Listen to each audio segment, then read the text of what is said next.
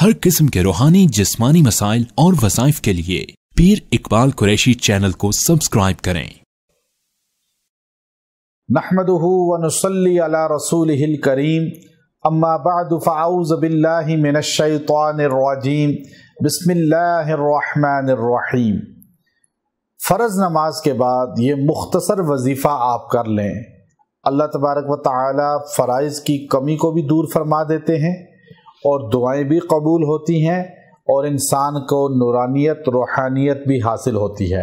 और इसकी सबसे बड़ी अहम जो फजीलत है कि इंसान को अगली नमाज की तौफीक भी मिल जाती है। चूँकि इंसान जो है नमाज पढ़ता है तो अक्सर शैतान उसको इस जो है ऐब के अंदर मुब्तला करता है कि वसवसा इसको आता है कि मेरी नमाज कबूल हुई या नहीं हुई। अब ये वसवसा ऐसा है कि अक्सर मुसलमानों को ये आता है और शैतान उसको किसी तरह नमाज से दूर करने की कोशिश करता है।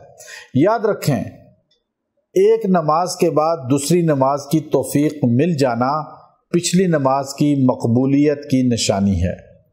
अगर आपको नमाज पढ़ने के बाद दूसरी नमाज की तौफीक नहीं मिल रही तो आप समझ जाएं कि अल्लाह आपकी नमाज को कबूल नहीं कर रहा। अब आपको अगर कोई नौकरी पे रखता है तो आप एक दिन नौकरी देते हैं, जाके नौकरी करते हैं, तो आपकी नौकरी उसको पसंद आती है तो दूसरे दिन आपको वो आने देगा, तो आपका काम उसको पसंद आ गया।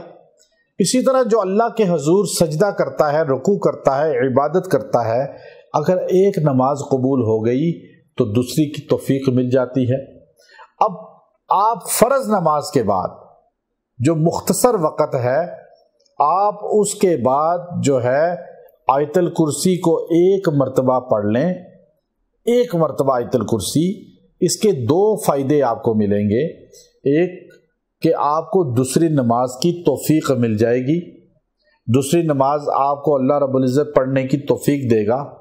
और दूसरी फजीलत बड़ी ये है कि अल्लाह आपको मौत से पहले जन्नत दिखाएगा, जन्नत का महल दिखाएगा।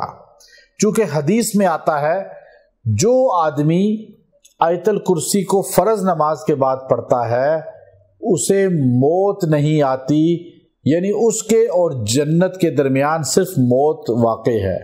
मौत आते ही इसको जन्नत दिखा दी जाती है और मुंतकिल कर दिया जाता है। तो इसलिए फ़र्ज़ नमाज के बाद आयतल कुर्सी का एहतमाम रखें, आयतल कुर्सी को पढ़ें, एक बार पढ़ लें। हर फ़र्ज़ नमाज के बाद आपको ये दोनों फ़यूज़ात हासिल हो जाएंगे। व आखिरु दाअवाना अनिल हम्दुलिल्लाहि रब्बिल आलमीन।